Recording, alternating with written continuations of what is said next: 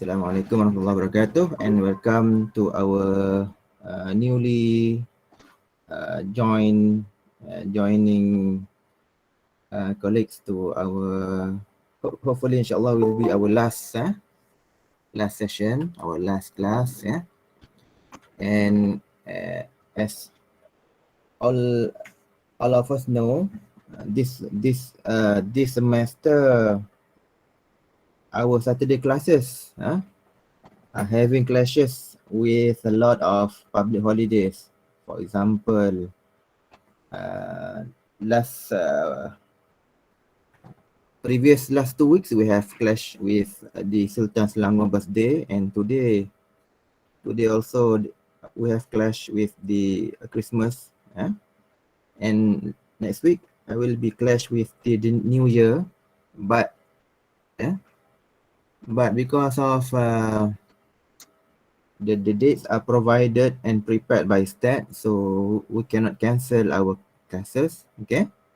But alhamdulillah, luckily STAT allowed us to have only minimum numbers of 7 classes, not 10. And today is our class number 7, okay? But I am planning, okay, because we will be having all presentations, 6 presentations to be presented today. Hopefully inshallah I will request from the leader, if the all members cannot join the presentation today, hopefully the leaders or the representative from the groups can play the video and let us watch together the project, and after every presentation inshallah I will explain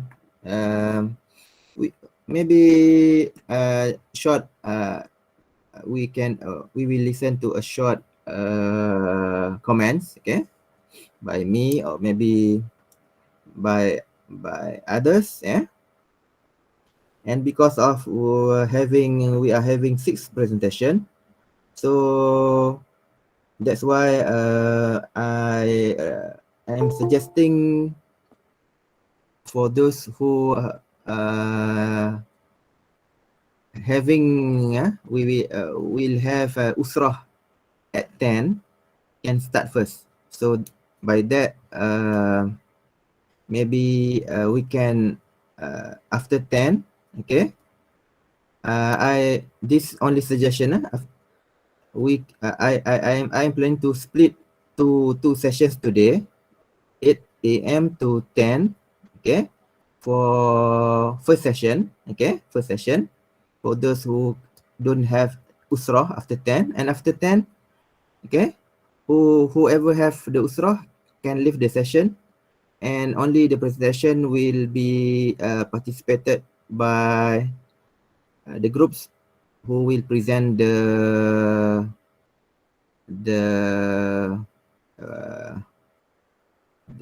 presentation that are not completed.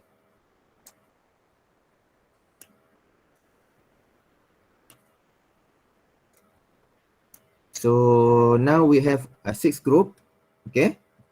So can I have your opinion, your feedback on this suggestion?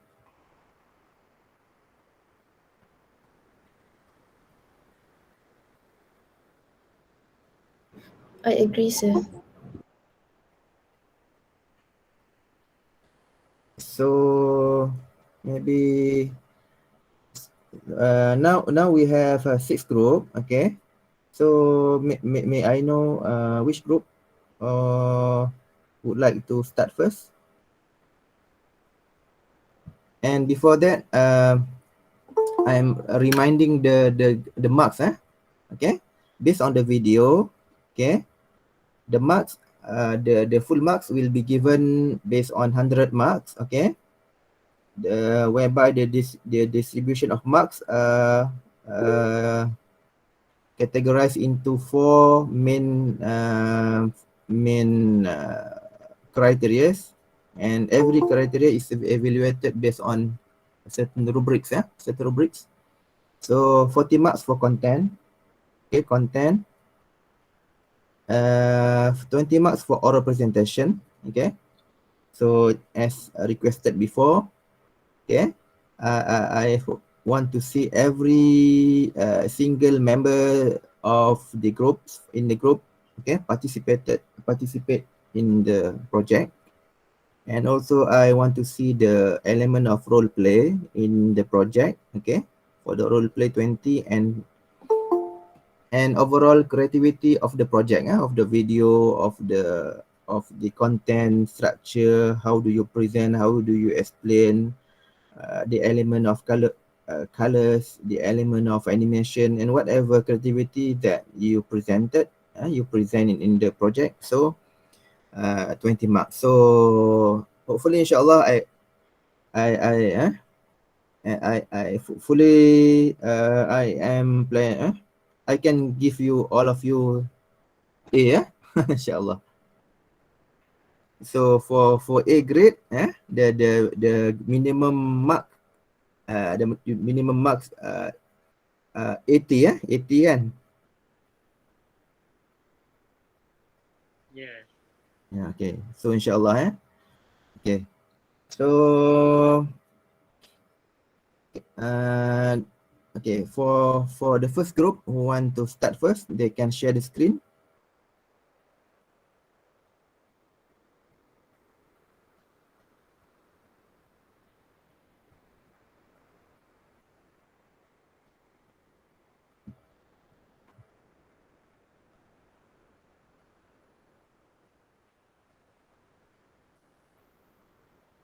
Or you want me to start, or you want us to start based on group number? Group 1, group 2. Maybe we can start this, Can we start by numbers? yeah, okay. We can start by numbers, and whoever have classes after 10, they can leave, no problem. But they have to watch again the recorded session later when I give you the YouTube link for the recorded session. Yeah, inshallah. So group 1, you may start, inshallah. And please give a brief introduction of the video, then you can play the video. So group 1, let me check the names, the names. So for group 1, the members are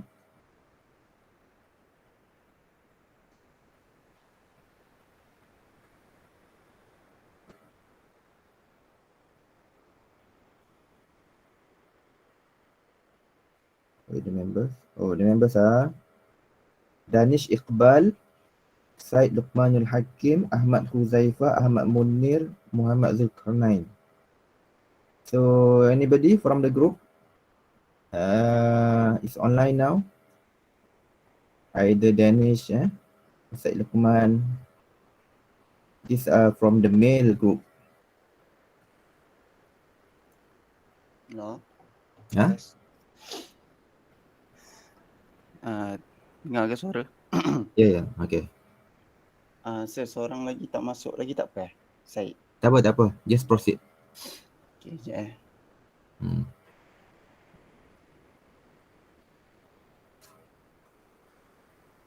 Jadi kita tak perlu tunggu complete, just ke proceed.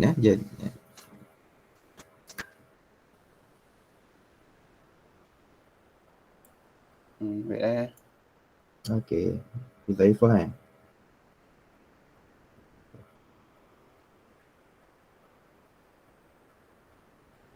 Where are you now, Huzaifah?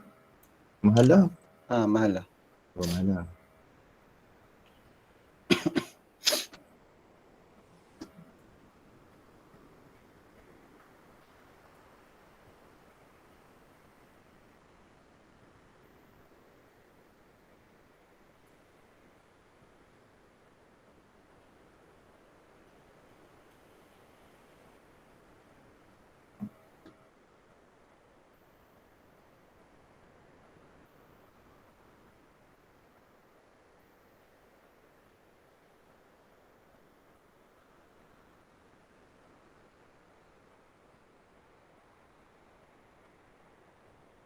Can you see the screen? This slide. Yeah. Okay. So, Bismillahirrahmanirrahim. Assalamualaikum warahmatullahi wabarakatuh. My name is Ahmad Uzaifa from group 1. So, our topic is about the social media with kids, which meaning by that is when the parents always solve the problem, like the child is crying or the child want to play outside, they always give the gadgets to the child to entertain them. So this is one of issue is happening right now. So let's enjoy the video. Thank you.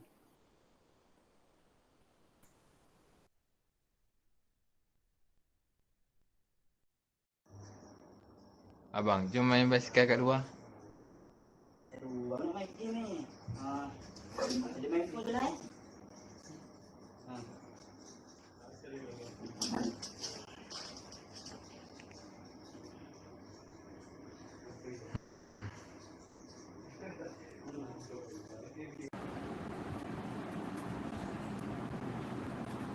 Dad, can I have my tablet?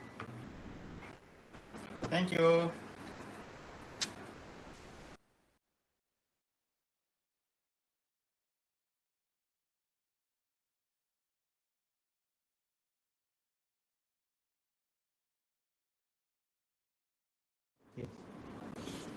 Son, have you already prayed, son? Not yet.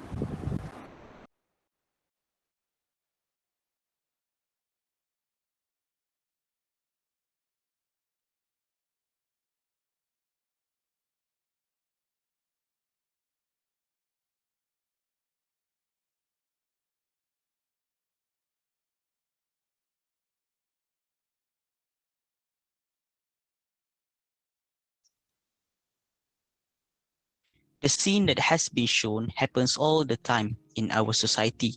Parents, brothers, sisters, and any adults giving these children such gadgets to distract them or simply to keep them quiet.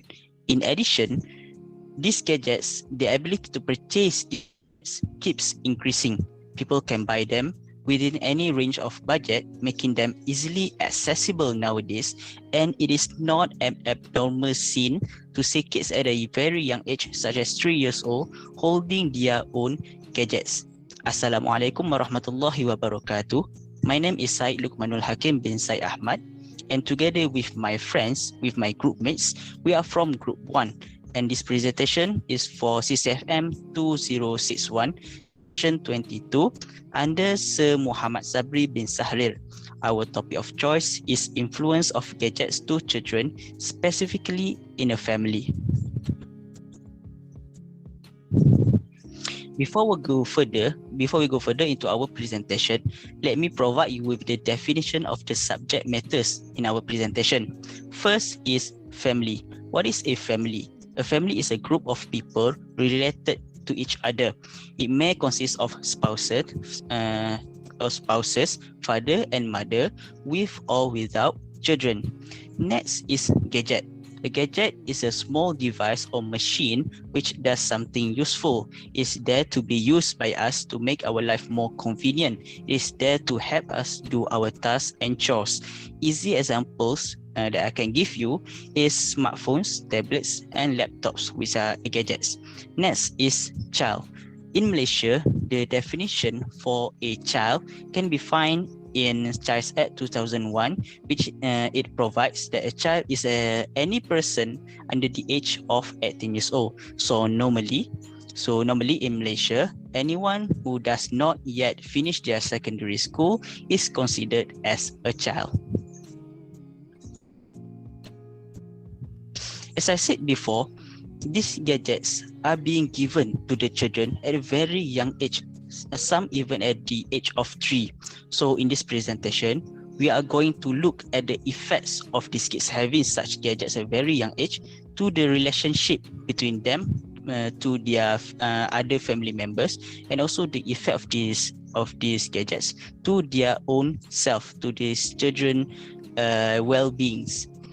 we are going to look at the advantages, disadvantages, and also the probable solution to the disadvantages.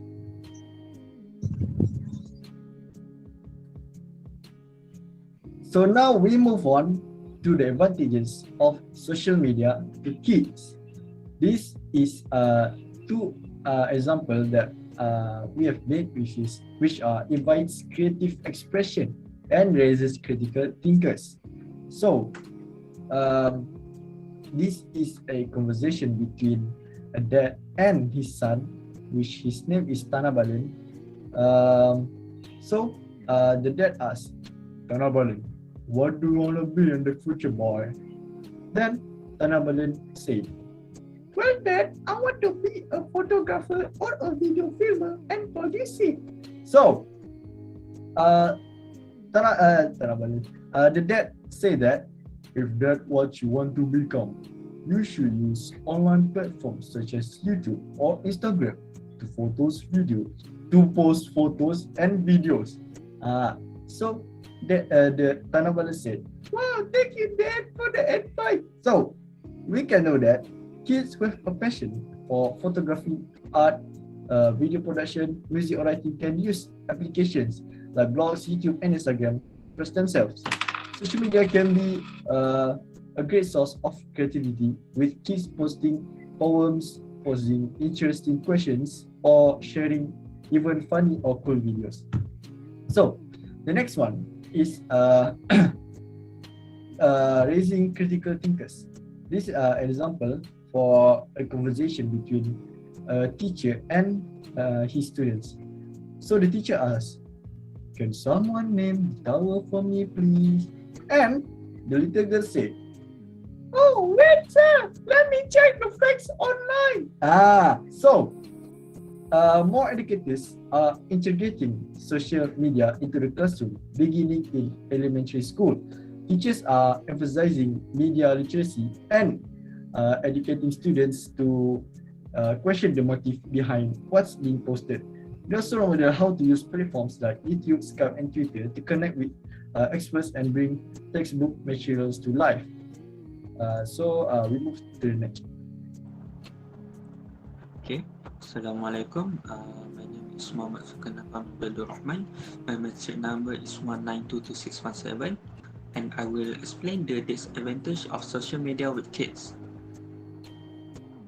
The first one is parents relies too much with gadget to raise their children.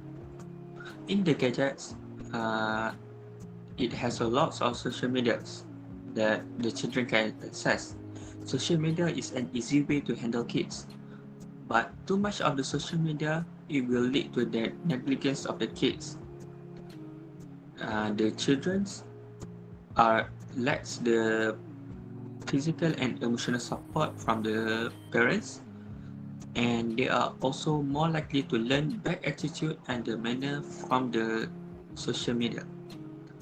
So what does the social media do is substitute the attention that are given by the parents, and so that the children will have so that the parents will have more time to spend for themselves.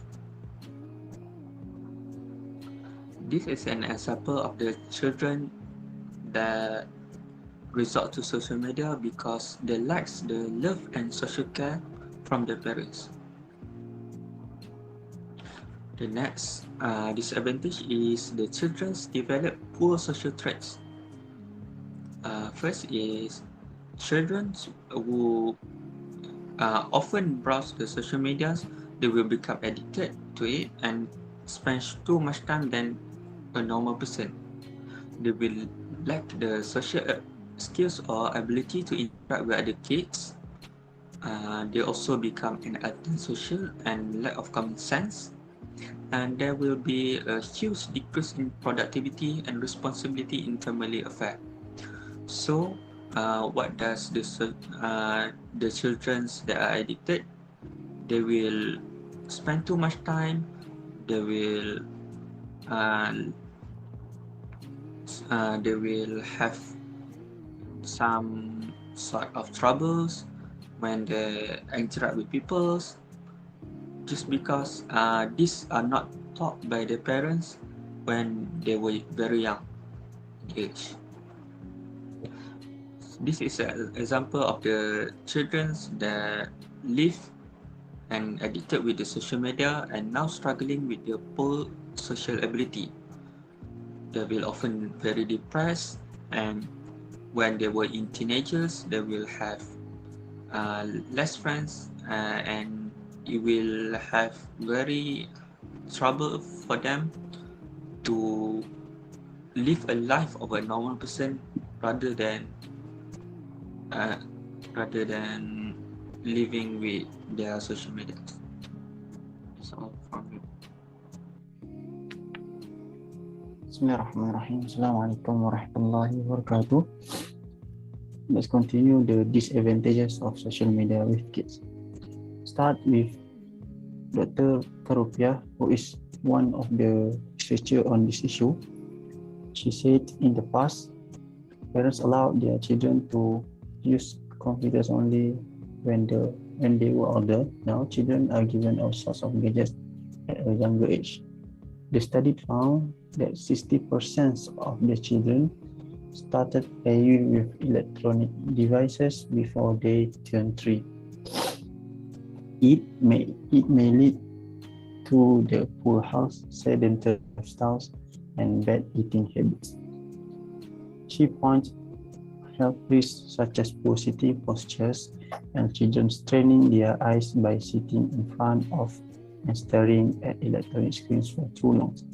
Based on the video early, that the sons keep rolling his body to get comfortable, and he keep the tablet quite close to his eyes. That is very bad lifestyles. Next, some children tell us they skip meals or eat faster so they can finish their game and go on to the next level. So it's related to the bad eating habits. Next, next disadvantage is it may lead to poor concentration on the studies. The situation is when someone is doing their homework or study, they put their handphone, their smartphone beside them, and after a while the phone get the notifications and he got distracted. He take the phones and open it and start to see what happens. So the time's going, the time's fly, but the homework is not done yet. Next, during the class, they might think about the game they played during the class. They played with their friends last night at home on their winning, on their losing.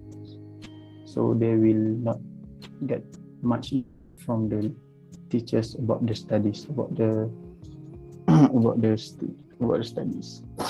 So last but not least, gadget is good, but we must have the limitation using on it. Thank you.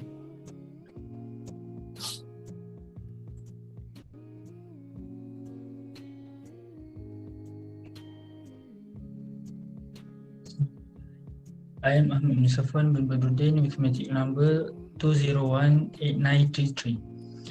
I would like to suggest several ways to control influence of gadget to children. Firstly, parents need to take the measure to limit the usage of gadget in their children's early life. Why I say this? Because according to research, between a child's 2nd year to 7th year is his high time for learning. In a hadith, Rasulullah SAW said, "Teach your children to pray when he becomes 7 and punish him At-Tirmizi, riwayat At-Tirmizi. This shows that his brain connections are up to twice as fast at this age, and his ability to know and perform simple exercises also accelerates. He learns to use symbols and shapes and expands his vocabulary to more than 2,000 words.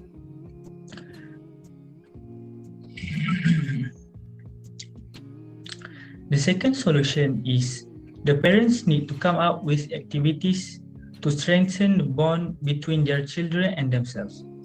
This is really crucial thing for children as they in a very nature in need of love and affection. Moreover, as parents, our main focus is providing the basic of life such as food, shelter, and keeping children away from danger, along with nurturing and supporting them through all the challenges of life. When we provide the correct support in all of those categories, our children will feel safe, secure, and loved. This will help them to develop quality relationships with others.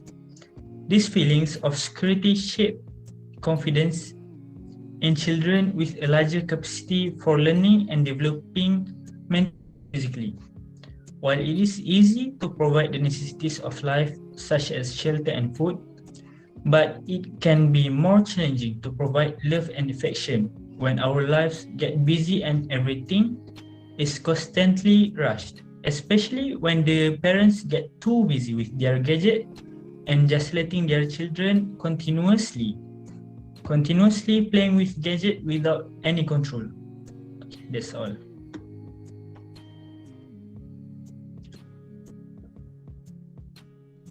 Assalamualaikum warahmatullahi wabarakatuh. My name is Abdurazak Usman Alamuti, and I will continue about the last solution.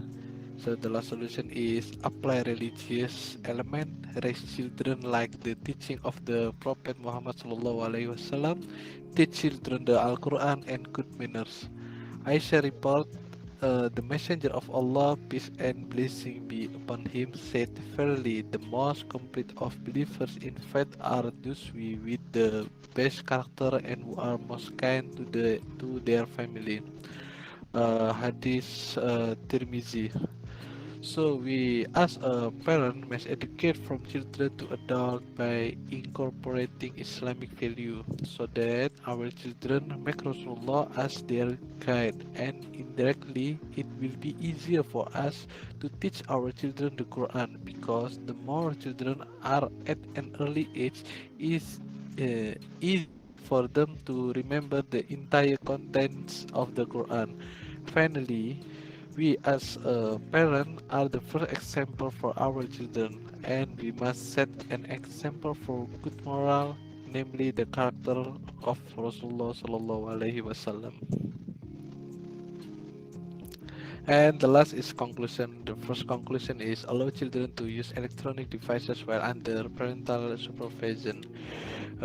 Previously, my friend have mentioned the positive and negative impact of using gadget.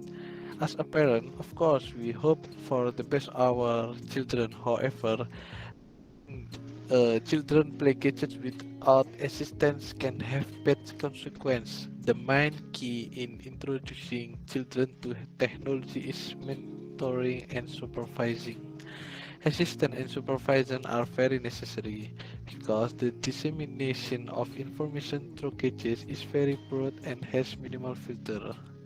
And the second is parent as the main educator in the family has a deep major concept in educating children so that in accordance with Islamic rules, namely based on the Quran and As-Sunnah. This is very important in providing an example to children who always need direction and guidance as well as a good figure from both parents, because the behavior and attitude of parents become resources that children will follow. Children piety is infected from patience of parents, and the formation of piety in children becomes strong foundation in interaction with the environment.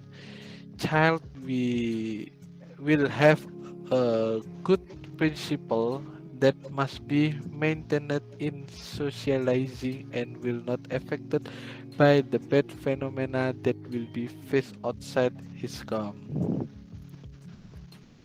So that's all from our group.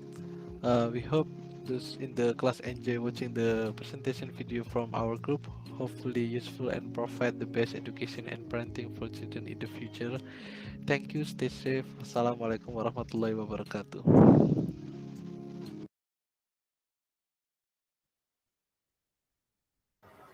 Okay. So thank you very much to group the first group number 1. Okay. So alhamdulillah, very good video presentation. Yeah, consists of a lot of information and also explanation. Yeah. Yeah. So, but maybe after this, when we are watching the second video, okay, maybe we can see some few differences. Maybe best at certain conditions. But the main concern is not to compare what which is the best and which is the bad. No, the worst. No. The presentation today, yeah, we want to share. So thank you very much for group 1 for the presentation, and hopefully inshallah we can benefit from the sharing session by group 1. And what I want to say is we have you have a large room for improvement. Yeah, especially we can see now a lot of influencers. Yeah, so you can produce a lot of project after this based on the experience individually. Maybe a certain topic, not maybe you can produce video project on traveling. Because we cannot go any the limitation of going everywhere of tourism. You can produce videos on tourism, maybe on certain topics. And after that, because of the information that you are sharing is reliable, the people have trust on you, so they will start to follow you. Okay, so this is the kind type of dakwah. Not only you are sharing the tazkirah, you are sharing the good information. It can be benefited by all. Not only limited to religion. So inshallah, I hope inshallah after this you can enhance the skill. And you can enlarge the widen the platform. Maybe after this you can use TikTok. So any comment from our friends on the video?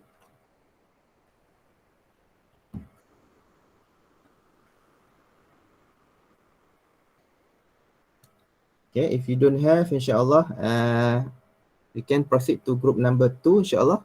Please. Okay, it's my group. Okay.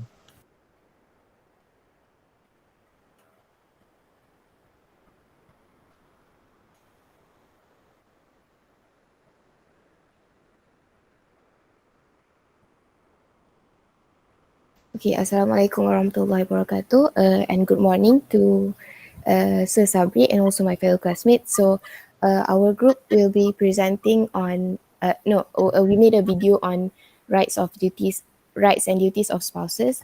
So without further ado, let us watch the video. Assalamualaikum warahmatullahi wabarakatuh. My name is Nur Amalin Aisyah and we are from Group 1. And today we will be presenting on the topics of rights and duties of spouses. Our members include me, Nur Amalin, and Nur Alisha Safia, Siti Nur Aisyah, Nik Nur Ain Fakihah, and Wan Tasima. The flow of the presentation is, first we will begin with introduction, and then we'll move on to the rights of husband and duties of wife, and move on to rights of the wife and duties of the husband, and failure to fulfill duty, and lastly we will wrap up with a conclusion. Family is an important element at the core of the society in which humankind learns, among other things, to be cooperative and generous. Family is a social unit that aims to provide mental health for all members. The mental well-being can be maintained through the realization of each of the members' rights, concurrently with the execution of each of the members' duties. Islam guarantees rights for all members, and these rights are in front of them against each other. But what does duty and rights mean? Is there any differences between them?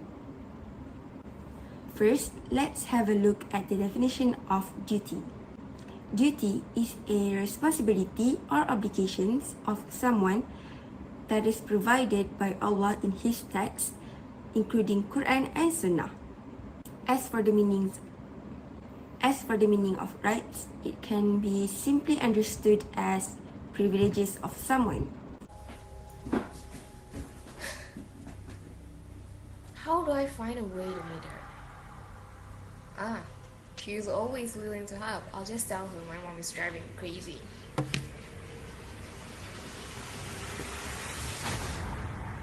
Hey, thank God you picked up. I'm going insane right here because of my mom. Can we meet up tomorrow? Our usual place? Sweet. Okay, see ya. I knew you would agree.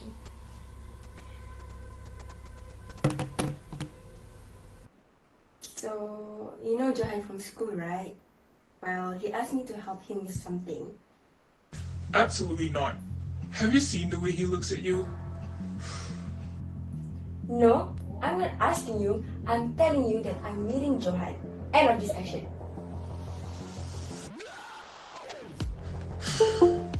It's 2 p.m. She better not be on her way out.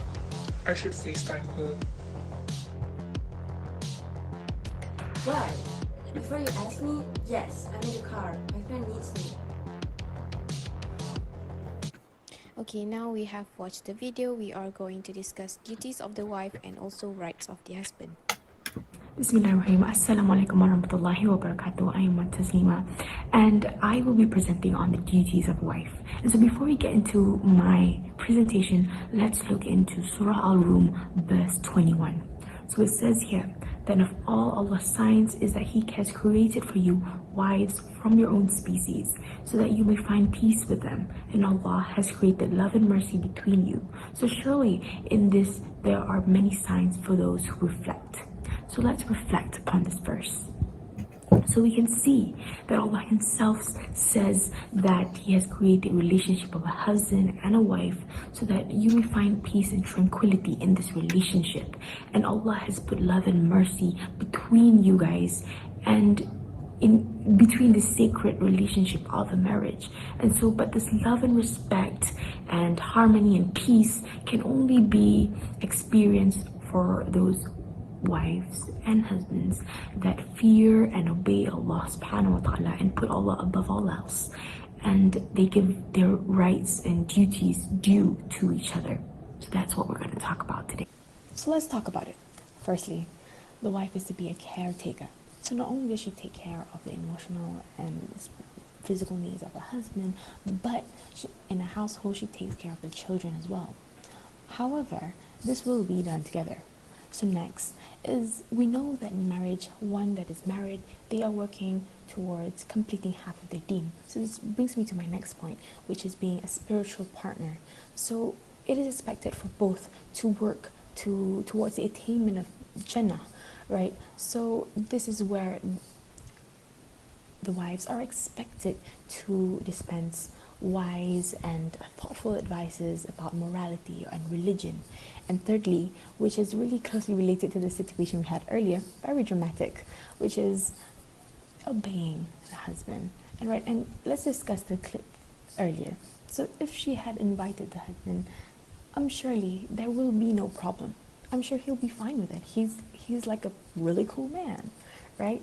And so fourthly is being the husband's confidant. So, what do I mean by this? So, basically, this means that according to the Quran, it is to watch over the husband's belongings. So, this is not what we say is property, but this also means that never divulging his secrets to anyone and keeping marital problems and intimate issues within the walls of the marriage. So that is all we discussed today. Saya akan sembuh. For better or for worse. For richer, for poorer. Mr. Grace, what an To love. So now we have watched the video, I am going to discuss the rights of the husband in Islam. So the first right of the husband that I would like to put forward in our discussion is the obligation of obedience. So in Surah An-Nisa verse 34, Allah has said, men are the protectors and maintainers of women because Allah has made one of them to excel the other and because they spend to support them from their means. Therefore, the righteous women are obedient to Allah and their husbands and guard that which Allah has ordered them to guard their chastity and their husband's property in the absence of their husbands. So from the verse, we can see that a husband has the right to be obeyed by his wife and his wife is also responsible to be obedient to her husband. In other words, she should obey all the valid things that her husband has ordered her to do. She cannot go against her husband in all situations unless he goes against the Sharia, such as telling her not to fast in the month of Ramadan or to open her aura in front of the non-mahrams. Next, one of the rights that the husband has over his wife is that he should be able to enjoy her physically by making herself available to her husband. If he marries a woman and she is able to have the intercourse, meaning that she is obliged to submit herself to him.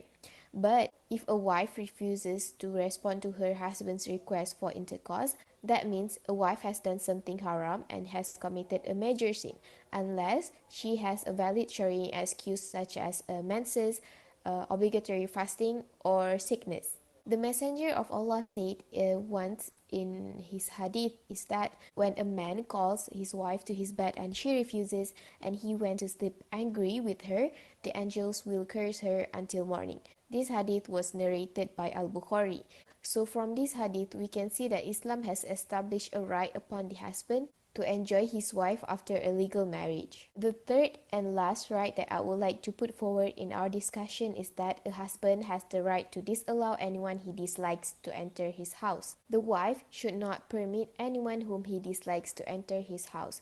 The messenger once said in his hadith, it is not permitted for a woman to fast when her husband is present without his permission or to admit anyone into his house without his permission. This hadith was also narrated by Al-Bukhari. The word anyone in this hadith also includes the relatives of the wives, be it her parents or her siblings. If the husband does not like them, then she has to oblige. She can try and convince him to allow the relatives so that she can meet them, but she has to obey their order regardless of the reason behind him disliking that particular person. The husband is answerable for his actions, the wife will be rewarded for patience. But if the wife fights and lets her relatives in without the consent of her husband, then she is disobeying and therefore answerable to Allah for her actions. Thank you, Wan Tasnima and Nurain. Now, let us watch the next video.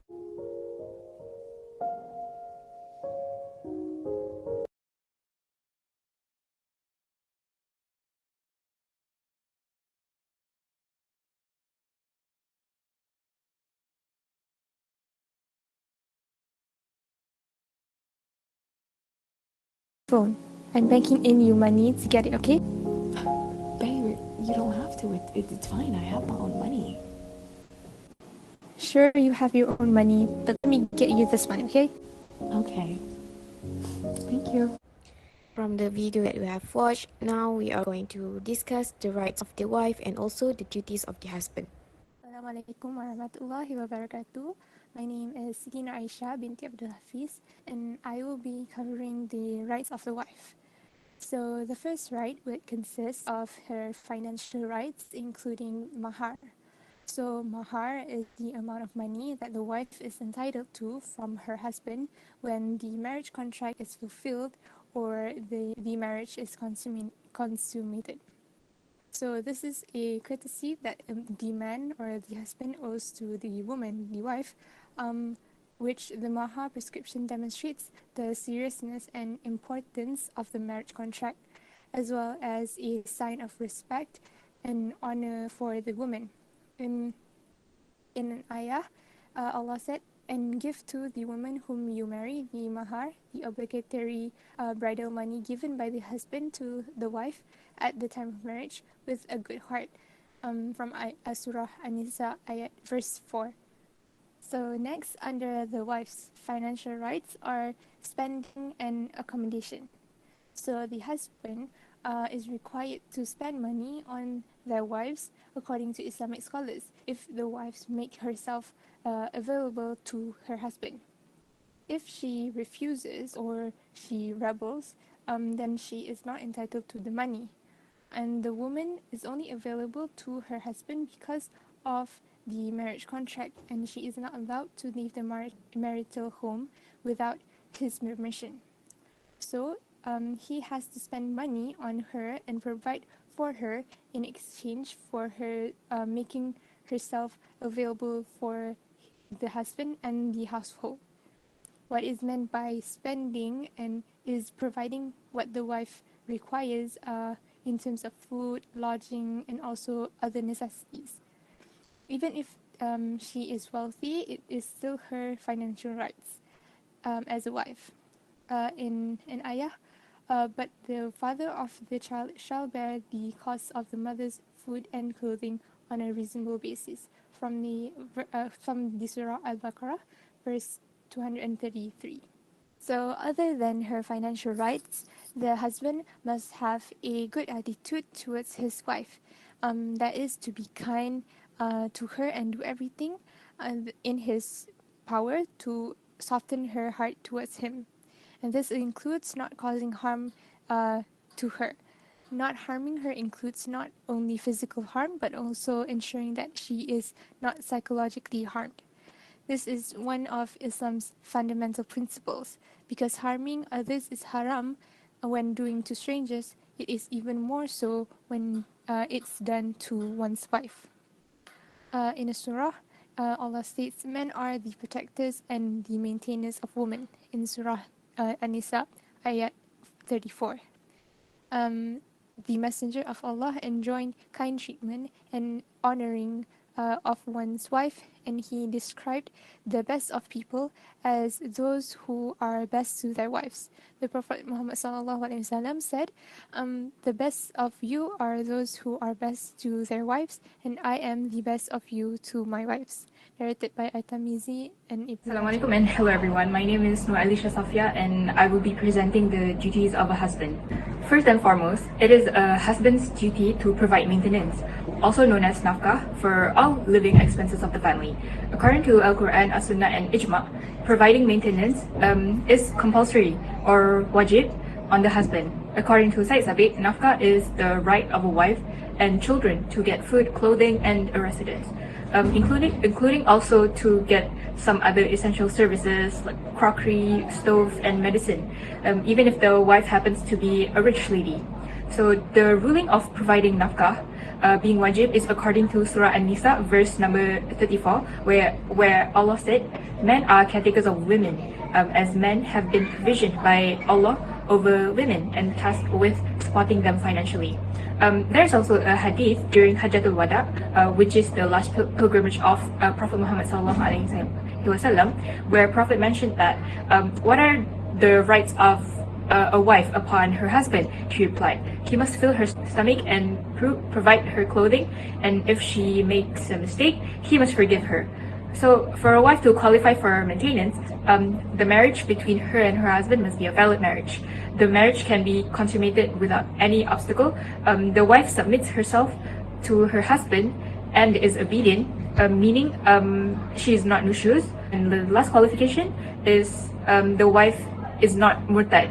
Okay, so the wife can only be qualified for maintenance if she fulfills all these qualifications. Okay, next, regarding the amount of maintenance, it is according to the capacity of the husband. This is based on Surah At-Talaq, verse number 7, where Allah mentioned, "Let the man of wealth provide according to his needs," meaning the capacity of the husband and not based on the wife's social status.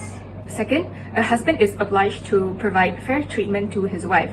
A husband must value his wife and consider her a blessing from Allah. He must respect her, be compassionate with her, forgive her mistakes, and avoid being harsh and uncompromising or stubborn with her. So this is the right of the wife and a duty of the husband in Islam. Imam Sajjad has stated, the rights of a wife are that you must know that Allah has made her an instrument of peace and friendship. Then you must know that she is a blessing from Allah upon you. So honor her and be lenient and gentle with her. So even though the husband have rights upon the wife, the husband must be kind and forgiving toward her. And the husband must provide her food, clothing, and when the wife makes a mistake, the husband must forgive her. Next, the husband must provide appropriate and safe housing within the means of the husband. So the wife has a right to her own home wherein she can feel comfortable to live in. So in Surah At-Talaq, verse number 6, Allah says, for a newly divorced woman, during their iddah period, house them as you house yourself as is available. So if this ruling is made compulsory for a divorced woman, then more so to the wife, who is still subsisting under the marriage contract, who the husband carries more responsibility than the divorced women. So it should also be highlighted that a husband should take care of his wife's honor.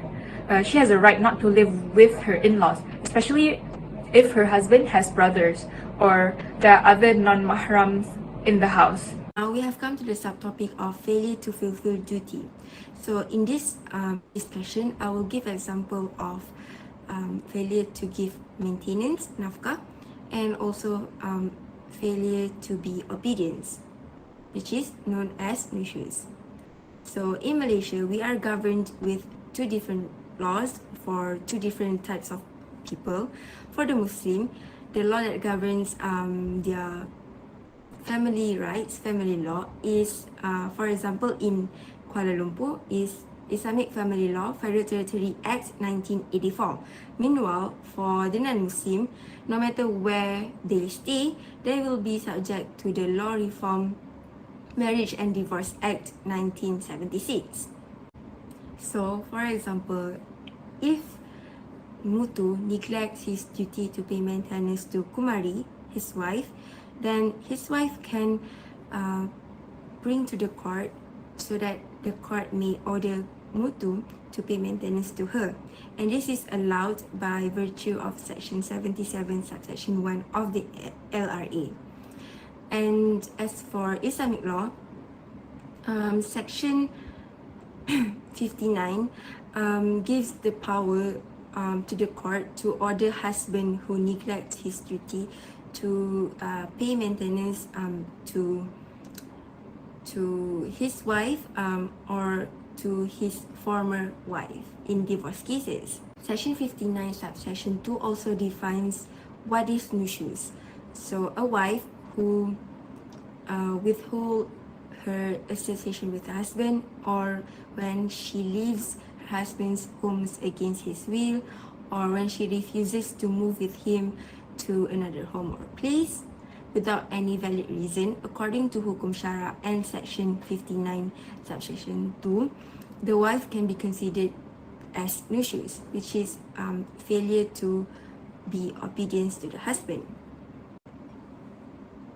So in conclusion, it is important for both of the wife and husband to fulfill each of their duty to serve each of their rights to each other. The importance of fulfilling the husband's rights can be seen in one of the hadith, which is, when any woman prays her 5, fasts her month, guards her body and obeys her husband, it is said to her, enter paradise from whichever of its doors you wish. So this hadith is trying to tell us that if a wife fulfills all of her obligations to the husband, she may enter the paradise in any manner or through which door she wants. It means that her access to the paradise is smooth and easy. As for the importance of fulfilling the wife's rights, it can be seen in one of the hadith by Jabir ibn Abdullah, who reported that Rasulullah said that, "Fear Allah regarding women. Verily, you have taken them as a trust from Allah, and intercourse has been made lawful by the word of Allah. Your rights over them are that they do not let anyone in the house you dislike. If they do so, you may strike them without violence. Their rights over you are that you provide for them and clothe them in a reasonable manner." So basically, this hadith tells some of the duties of the husband, and that somehow warn the husband if they do not fulfill their wife rights after all the duties after all of the sacrifices made by the wife, then they should fear Allah, because Allah will definitely punish them for it.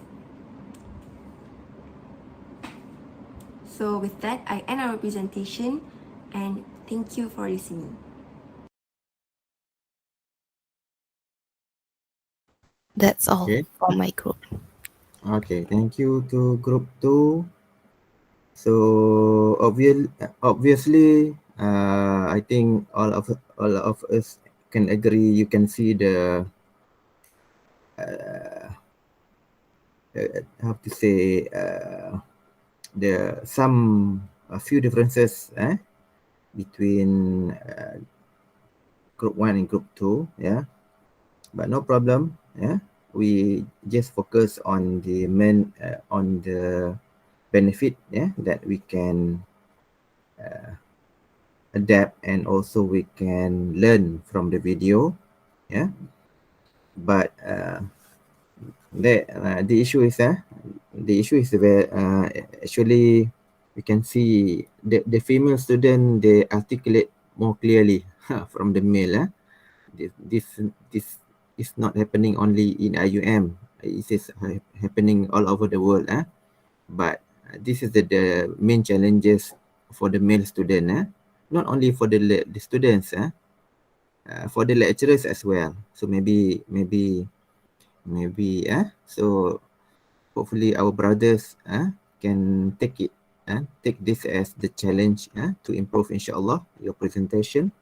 Yeah, in terms of clarity of pronunciation, and also to how to present the body language. And we can see also the group 2, they present also the fact supported by the hadith, few hadith. So thank you very much, ya Allah. And before we proceed to group 3, I would like to remind, okay, for the videos that you have uploaded and published in YouTube, please do not delete. Please do not delete. If maybe you want to delete, but you don't have to. But if you want to delete, please make the videos available in YouTube until the end of semester 2. Until the end of semester 2, because just leave it, because after this there will be an audit, internal audit, and also external audit. They will check on the submission of assignments by the students for all kuliah, including the courses offered by STEP. Okay, I think the videos are the video presentations are good. Okay, no problem. You don't have any issue. No contradicting to the law. Very good. Just leave it on YouTube. Okay. So inshallah, I am giving the marks while I am watching the video. So maybe inshallah I will try all my best to give all of you A. But maybe the A is only A. Okay, but maybe the marks are different. Maybe 80, 81, 82, but it's the same A. Okay. So can we proceed to group 3? Okay, sir.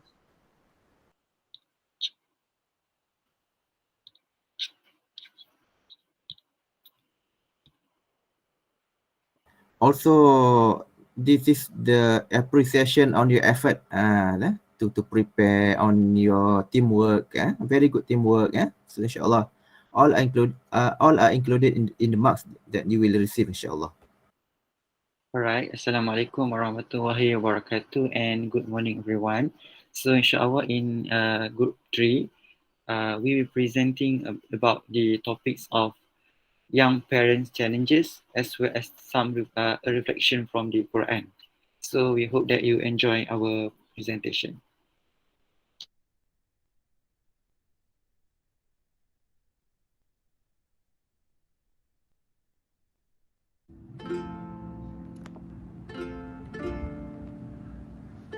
Nur Sakina is a young mother of a daughter named Damia Ishira. She is also a student who is struggling in balancing her time between studies and her scarf business.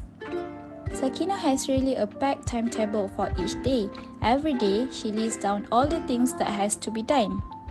And in fact, Sakina's calendar is quite full as she has to make time and give her best as a mother of 2-year-old daughter, final year student, as well as entrepreneur of a new brand shawl. Sadly, Sakina has to settle all the things on her own. Her partner Adam is not staying with her as he is working abroad. Sakina is not excluded with all the full classes, presentations, tests and examinations, as well as the assignments, and with addition to her time to pack all the customers' order. And in fact, her business is growing and doing well, so she's scared to put it down. On top of that, she also has to pick Damia up from the daycare, and sometimes it is late at night. All this makes Sakina really tired as she has no time for herself and enough rest.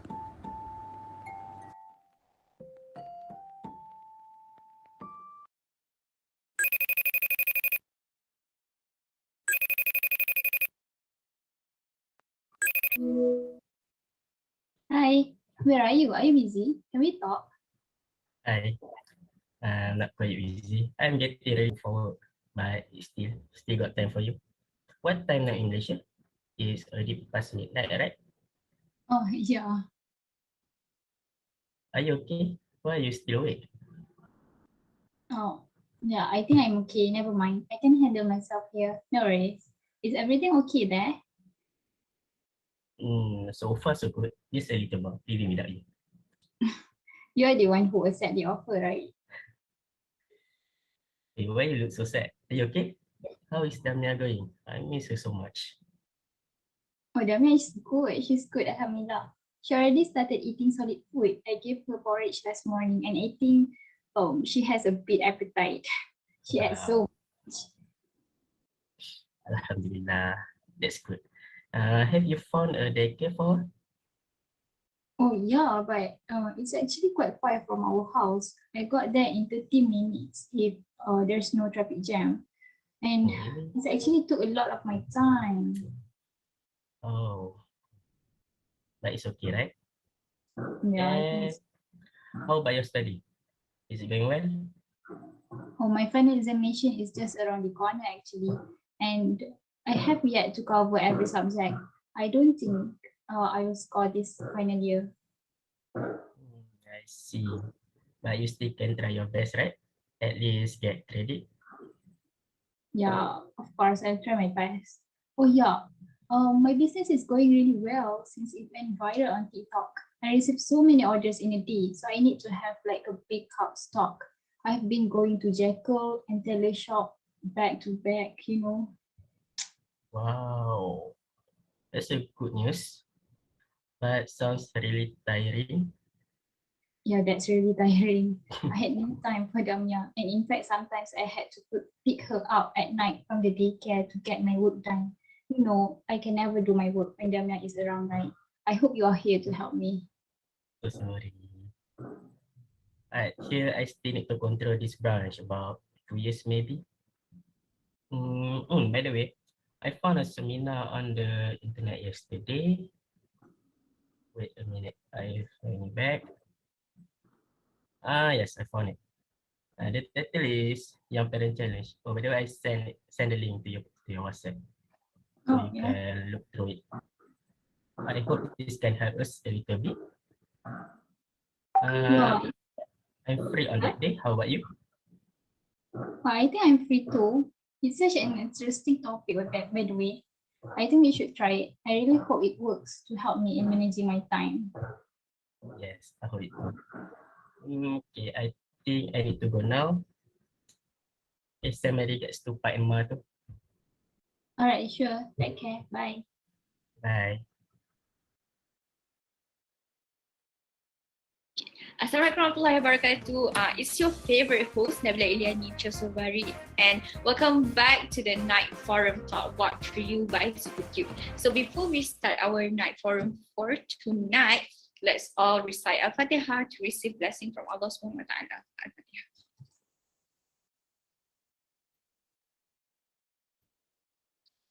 Okay, and the night forum topic for tonight is young parents' challenges. So as we know, young people nowadays have been seen marriage as a race, as young people that they are getting married at the age of 18 to 20, especially as students. However, they were blinded with the fact that marriage comes with responsibilities and challenges.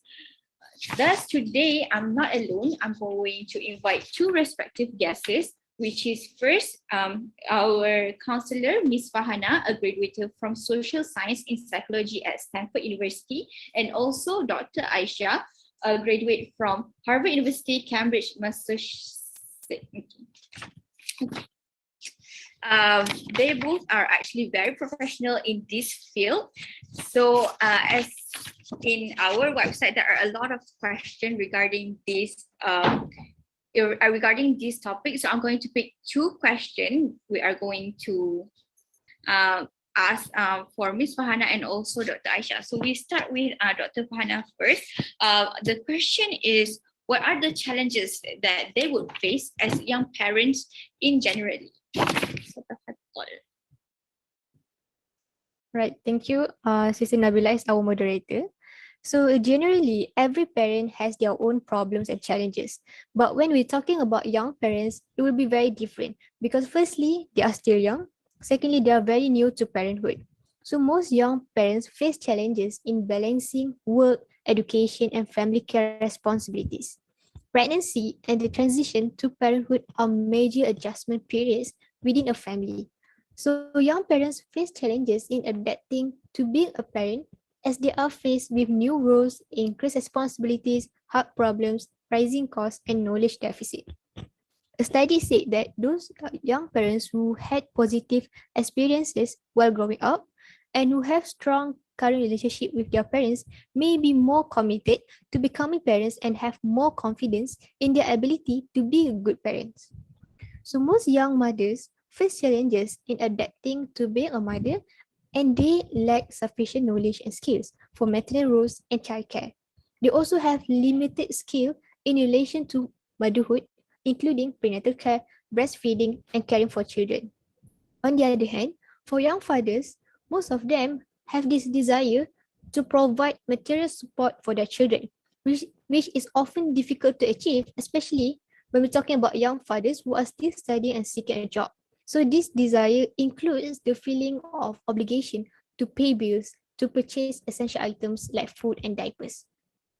So according to a research, fatigue and inability are frequently mentioned by young parents. This is because they were not able to have time for themselves. They don't have time to sleep, to self-care, to exercise, to do their hobbies that they may have before they have a child. And this can negatively affect their health. So for a much younger parents like a teenager will face it more harder. It will be more difficult for them to meet the multiple needs of a child and at the same time to do the housekeeping, to go to school, to do the homework, and at the same time to be involved in the society and interact with their friends. And teen parents are also sometimes being looked down by the society.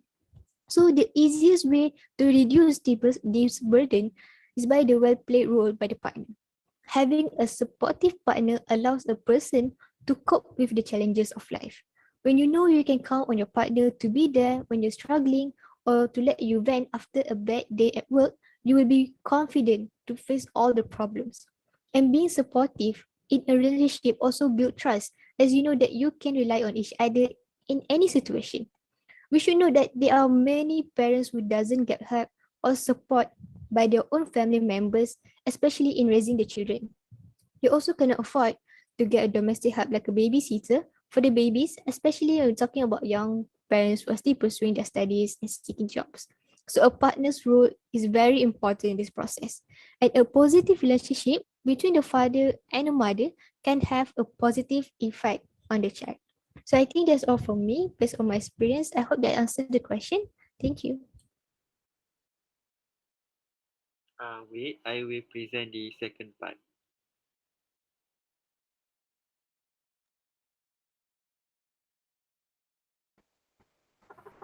New link eh.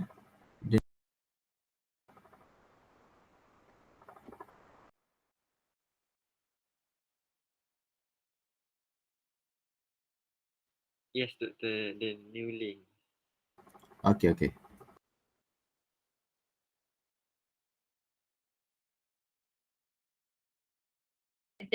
These are the things that. Okay, thank you, Ms. Farhana, for the answer. It's true that these are the things that not enough people talk about, and indeed, I agree that in any relationship, especially in marital relationship, having a supportive partner take a big role, especially in a family.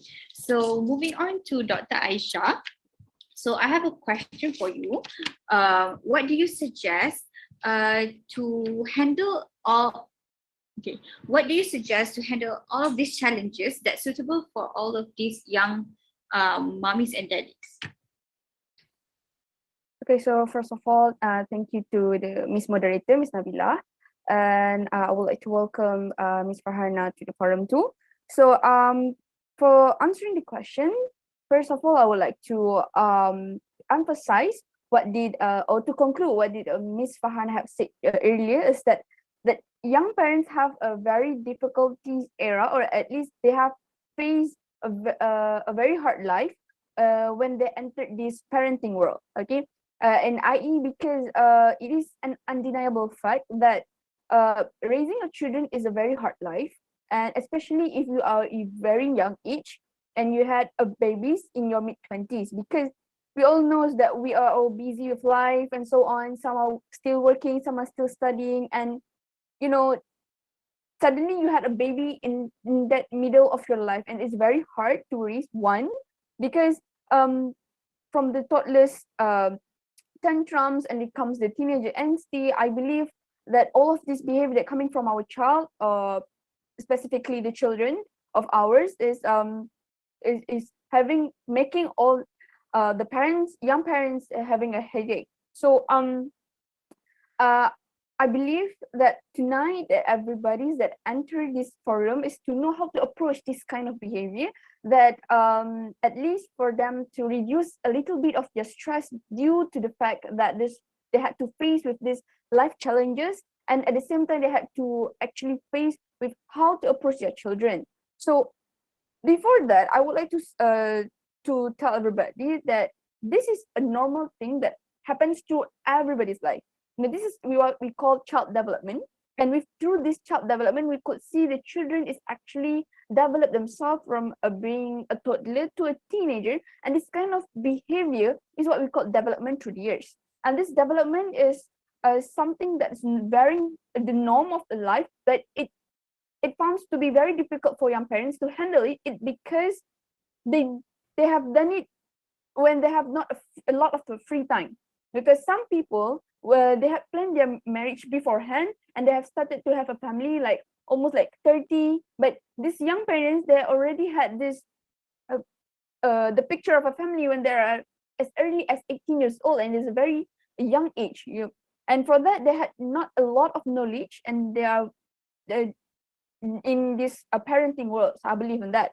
So it's very difficult for them. It's because first of all, if we go to specifically to take care of a baby need a very constant care in terms of they need to be fed well, they need to be fed every hours, and not to mention that if they were waking up, they would like cry all the night, and then if you want to put them back to falling asleep, it will be a very hard challenge, because some children, they have different ritual and different like specific things to do when before they're going to sleep, or how they are going to be fed well. So this kind of ritual, we will never understand what they need, because they are in their baby state.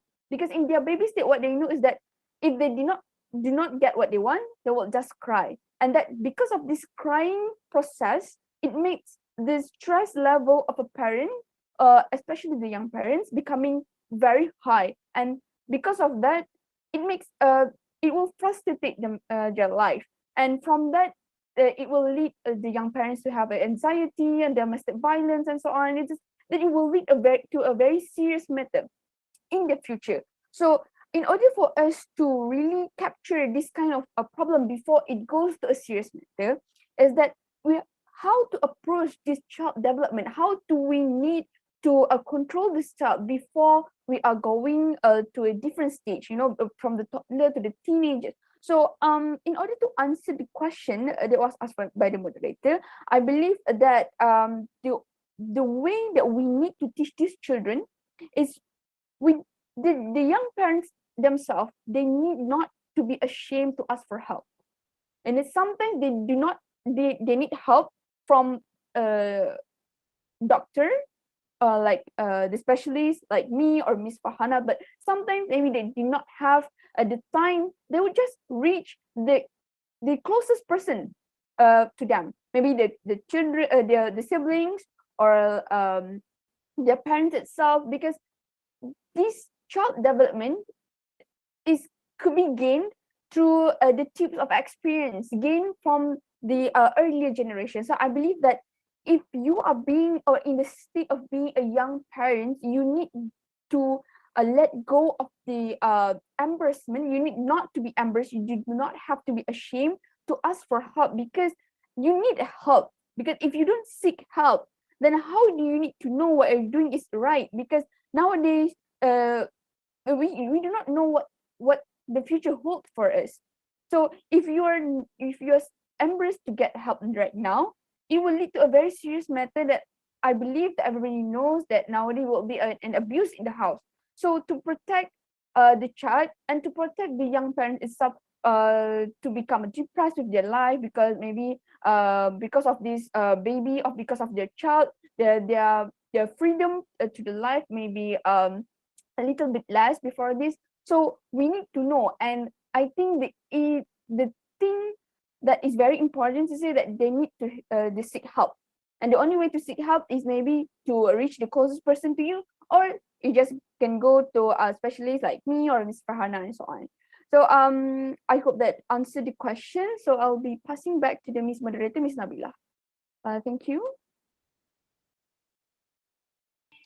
Okay, thank you, Dr. Aisha, for the answer.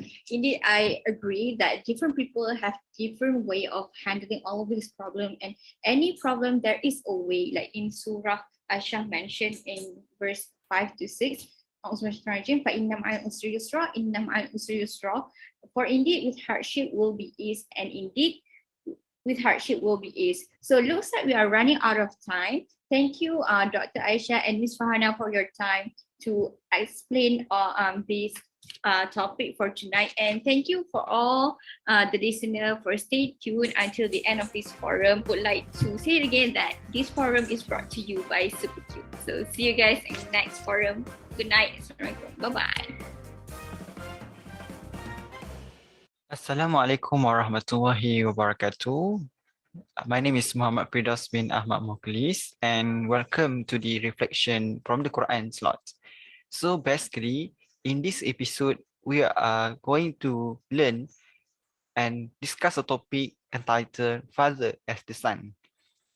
Ladies and gentlemen, so the selected verse from the Quran for this week, this episode is verse 4 from Surah Yusuf, which أعوذ بالله من الشيطان الرجيم إذ قال يوسف لأبيه يا أبت إني رأيت أحد عشر كوكبا والشمس والقمر رأيتهم لي ساجدين.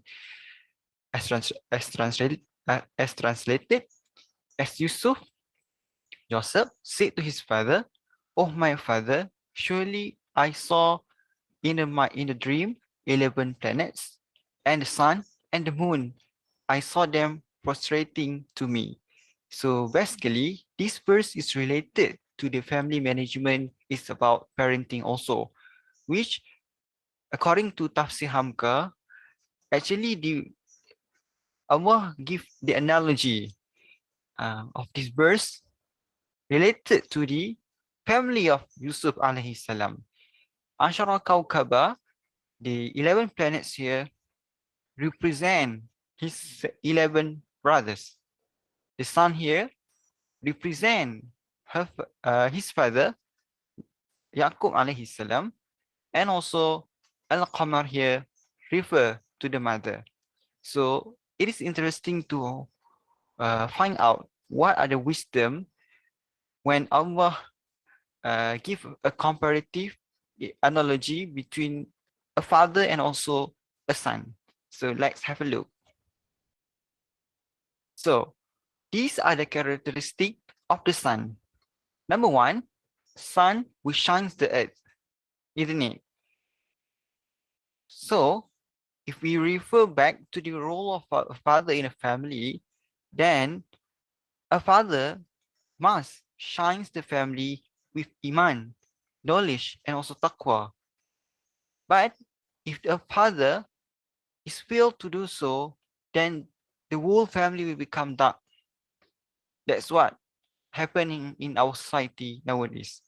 When a husband doesn't realize that he's supposed to become the son in the family, then the family become dark, lost the faith, messed up, and etc. The second characteristic of sun is that sun do dries up clothes and also water.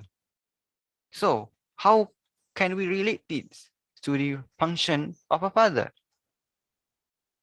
A father must dry up tears of the wife and children, meaning that he becoming the place where the wife, the children can share their problems, can share their thoughts, can share their sadness with him.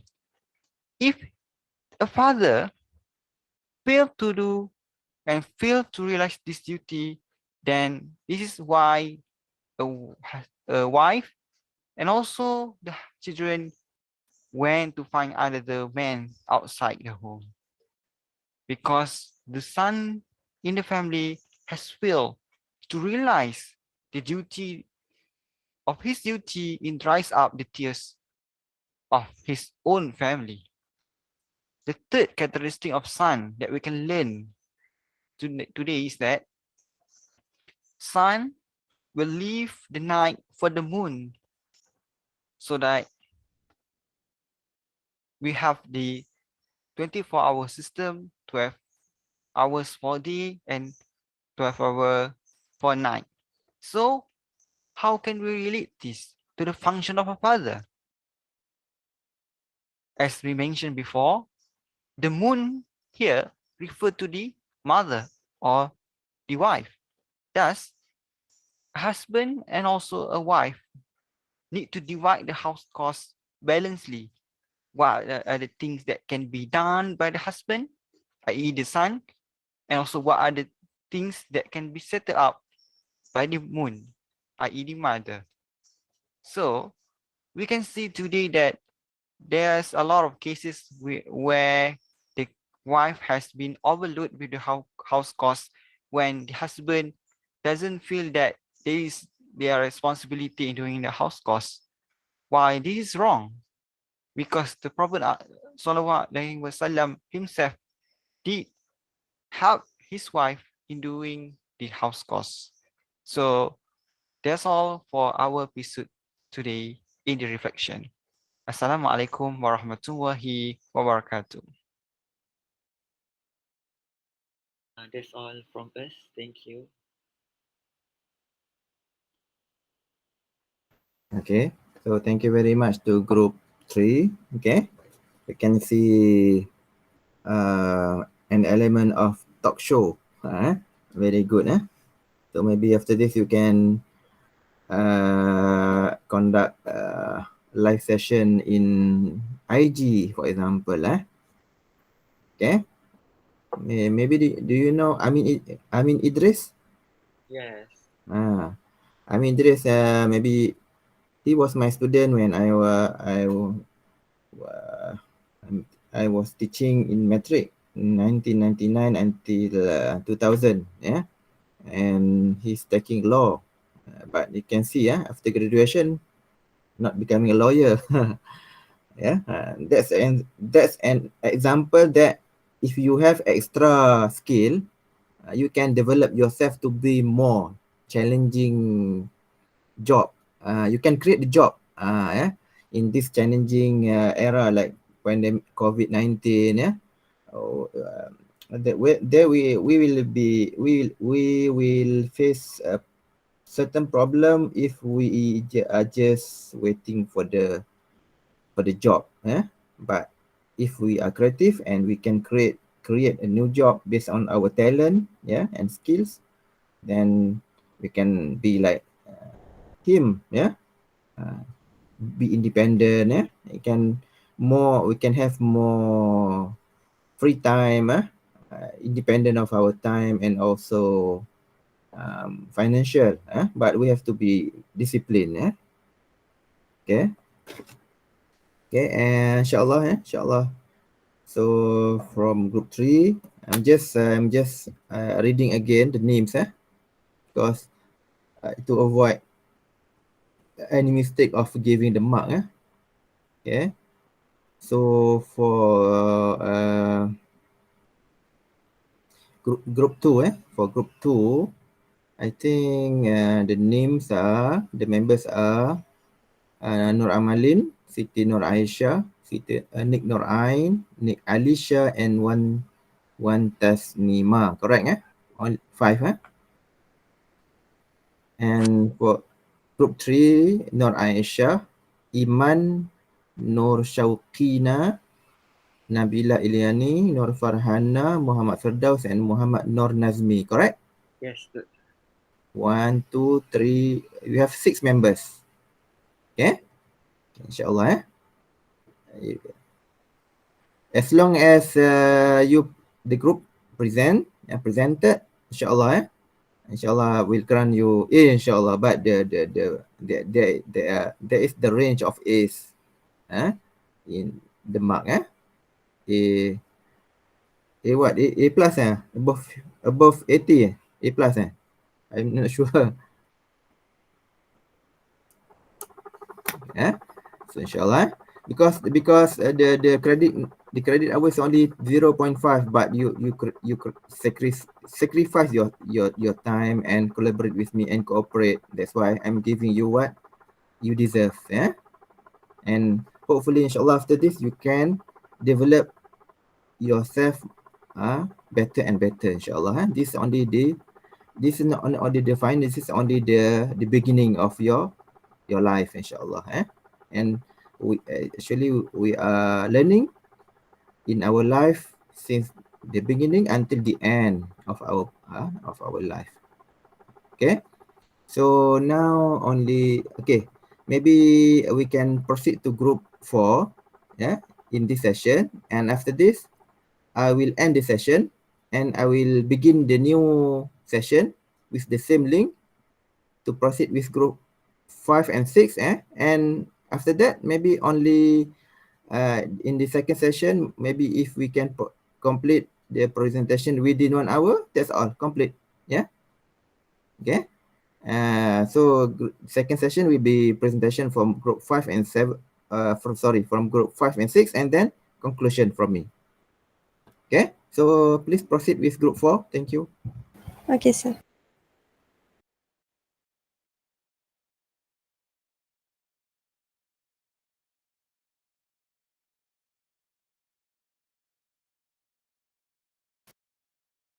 So, Assalamualaikum everyone. I am a representative from Group 4. So today we're going to present about the single parent and the new step sibling.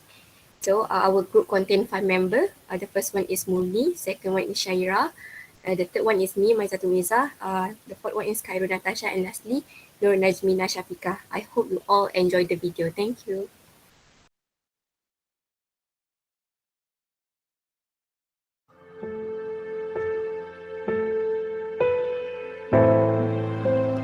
Once upon a time, there was a little girl who failed to make her parent feel proud of her achievements. She felt worse about herself because her parent did not want to understand her struggles. Those days became her past memories, and the pain is still there in her heart. This is a story about the little girl getting revenge by being better. Not as smart as them. Oh, come on, they are your brothers and sisters. If they could do it, then so can you.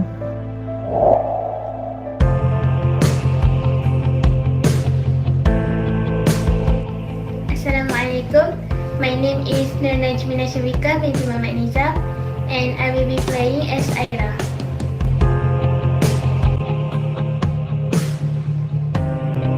Assalamualaikum and hi everyone. My name is Shahira binti Ahmad and I will play the role of Aina.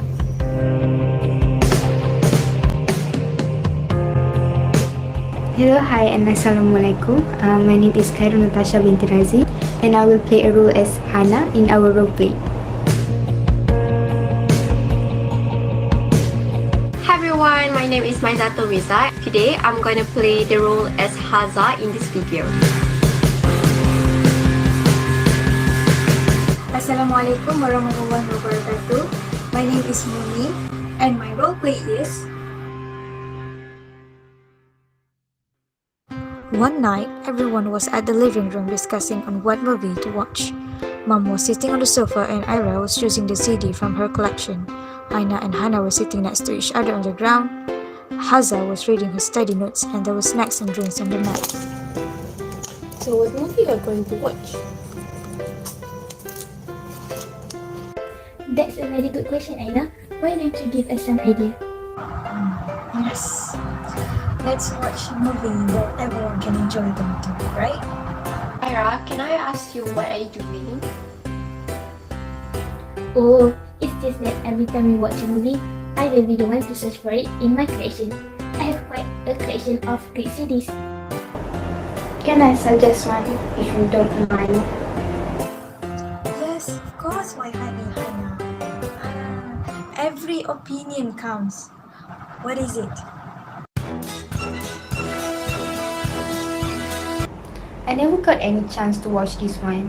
Yeah. If that is so, I'm in. Hatta, do you want to watch something else? Oh, don't worry about me. I'm good as any kind of movie as long as I have a snack with me. Stubborn and narrow-minded. Ooh, you like her. I do not. Oh, don't worry. Your secret's safe with me. Oh, and so is yours. What secret? You know, the one where you can't swim. That's ridiculous. Fine, but we're living in a melting world, buddy. You're gonna have to face your fear sooner or later. Kind of brave, huh? The way he faced his fear. I wouldn't know.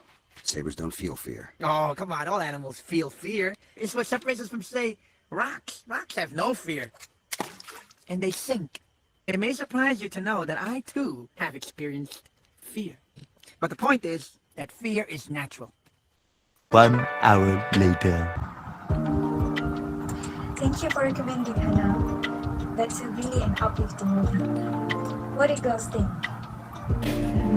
Thank you, Mom. I really glad you have used it. That's a good choice, little sister. I really like the happy ending. I like the movie, so what a snack. I think like I can move, like I'm so full. Of course you're full, Hansa. You have been eating since the movie started. I bet you were the one who ate my cupcake too, right? Yes, I did. I'm so sorry. I like reach everything that I can. It's okay, I can always just bake another one. Anyways, girls, that movie taught us something. Firstly, fear. Everyone has a fear. I know yours. Do you know why? I do. You fear of water. You're afraid of getting drowned. Well, I'm afraid of height. Can't imagine how I'm going to be if my room is at a higher level when we return to campus. Yeah, I don't like at the ground floor. This is what I've been talking about. When we have a fear, we all have to overcome it, sooner or later. But to overcome it, we have to know things that we can control and things that we cannot control. Another lesson is that always remember that Allah has promised us and ease after every hardship. I have an experience about that.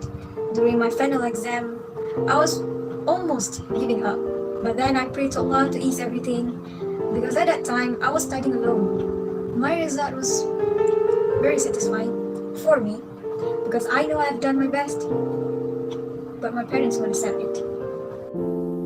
I understand. I too was afraid of speaking in front of the crowds, but mom told me that I should practice. And I'm glad that I did because in this semester, our class will be handling an event and they appointed me to be the moderator. In fact, I have to show you guys a good example since I am the older sister. You already are.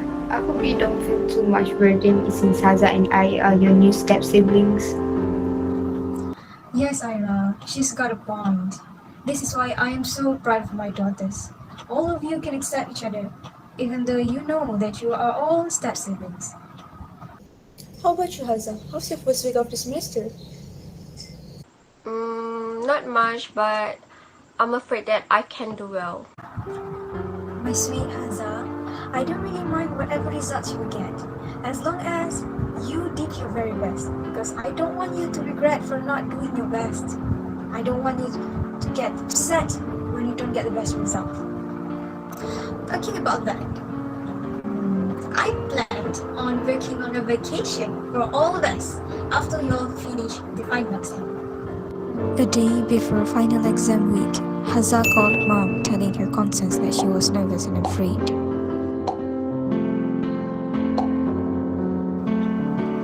Since Haza was very anxious and worried about her exams, this reminded mom about her past memories.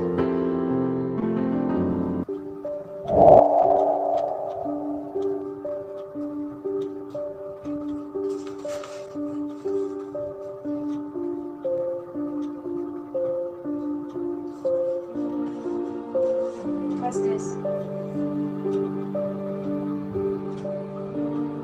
What is all this? You have B's in your results? I want you to get straight A's. You didn't get both that, did you? I want all straight A's. Why is it so hard for you to do that?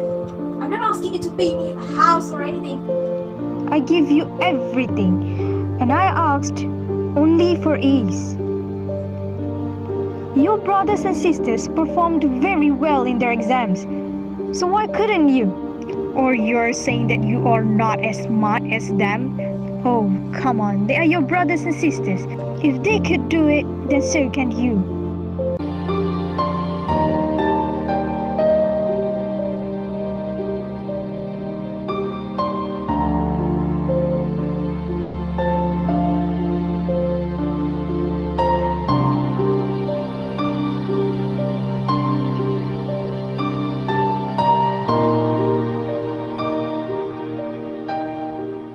Mom told the others and had an instant meeting, and Mom planned to sing together for Haza.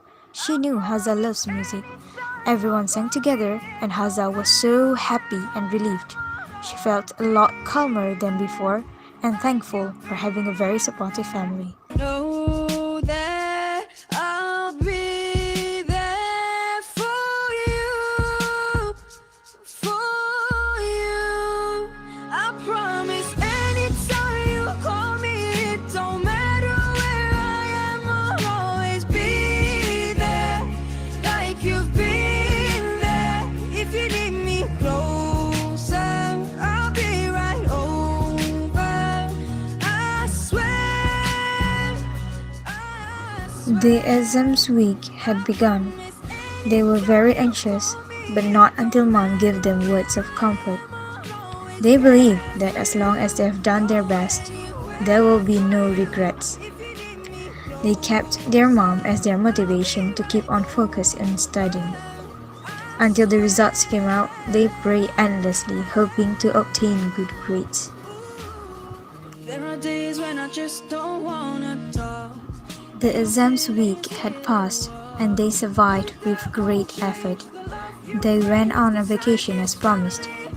When the results were finally out, they were at ease and surely they were very satisfied with the outcomes.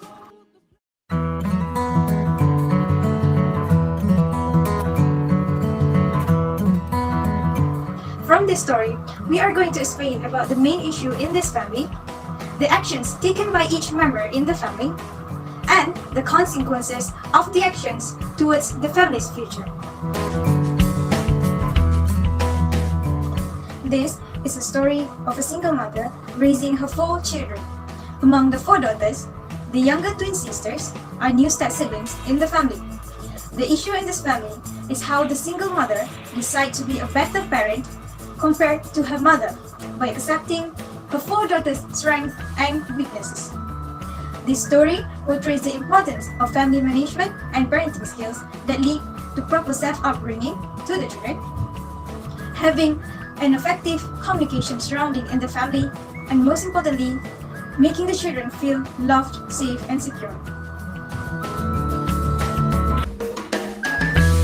As daughters and children in the family, they have the responsibility to give helping hands to their mother in house chores, especially during weekends, holidays, or at any moment they are expected to do any duty. Even if they are busy with their schools, homeworks, and studies, they still need to free their time from their daily routine and help their mom. For example, they should be helping her in cleaning their rooms and study areas. Keeping it tidy and neat is very important. Other than that, they can clean their house, do laundry, or cook for their mom. Every mother could be a huge support for her. It is the best way of thanking her for all the best things that she has been doing for the sake of her family and her children. Seeing mom being happy is one of the greatest joy in life. The most beautiful thing in this world is to see your parents smiling and knowing that you are the reason behind that smile. Therefore, it is not that difficult to make our mother smile. Just a little help from their children is enough to see her smile. Each of children, they have their own duty and responsibility towards their parents, either son or daughter. So, as a daughter, it is compulsory for us to obey our parents, as we know that the pleasure of Allah lies in the pleasure of our parents. So, we must do what they tell us to do immediately and do not do what they forbid us. Okay, for example, if we want to go out from the house, we want to go out somewhere, we must ask the permission of our parents first, especially for the daughter. Because as we know that it is very dangerous for women to go out from the house, especially if they want to go out alone or they want to go out at night. So we must ask the permission of our parents. If they give their permission, then we can go out. But if otherwise, then obey your parents and do not leave the house. As we know that the parents know what is the best for us, right? So the consequences to the daughters when they receive the action from their mother is that the children will feel secure and love when they have a strong and positive family relationships. Right? It helps families resolve conflicts and work as a team, and as well as enjoy each other's company. And it also helps build on quality time, communication, teamwork, and as well as appreciation of each other. And they also valuing each other's relationships. And other than that, it also helps provide resources that can help with an individual cope with stress, engage in healthy behavior, and enhance self-esteem, and leading to higher well-being. So this is why it's worth maintaining and improving the relationship that you share with your children and other family members. And because at the end of the day, it will help them to be a successful person in their life. As you all can see from our roleplay, Hazza faced a little concern regarding her academic performance during her first week, but her mom consoled her by saying that she's gonna be okay as long as Hazza gives the very best in the exam. After that, Hazza felt more calm and worked hard toward her goal. At the end of the roleplay, we can see Hazza success with flying color in her exam and satisfied with her marks. Here we can learn a good way and confidence from parents give a big impact toward their own children. Thus, parents need to use a positive word toward their children more often.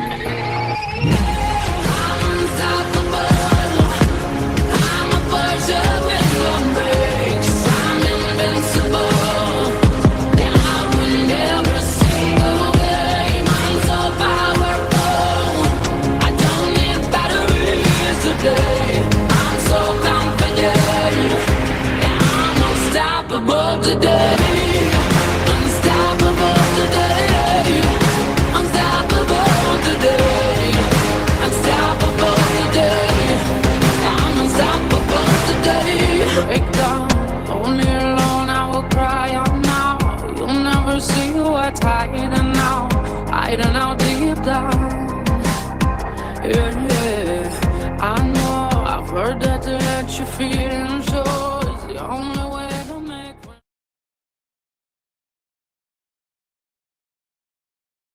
Okay, so thank you very much to group 4. Very good, creative. And full inshallah. I'm glad to see the presentation. And inshallah, I wish all of you, including this group, inshallah, more creative content.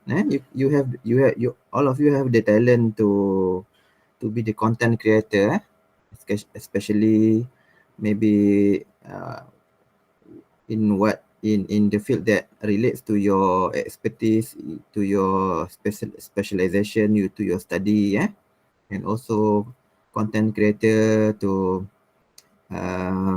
what you have interest in.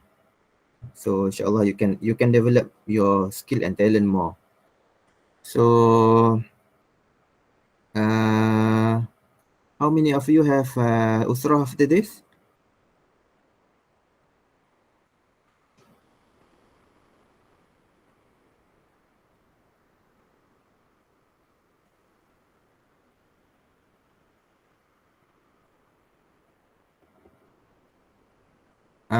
Hello, can you listen to me? Yes. I do have. Okay, no problem. Group 4 and 5, do you have any members that can proceed with the second session? Yes. Okay. Yes. So let us leave the session first, then we re-enter again the session. Okay, I will stop this session and we re-enter again the second session, considered as the replacement for the previous weeks, just 1 week. So inshallah. Thank you. Thank you, sir. Thank you, sir. Thank you, sir.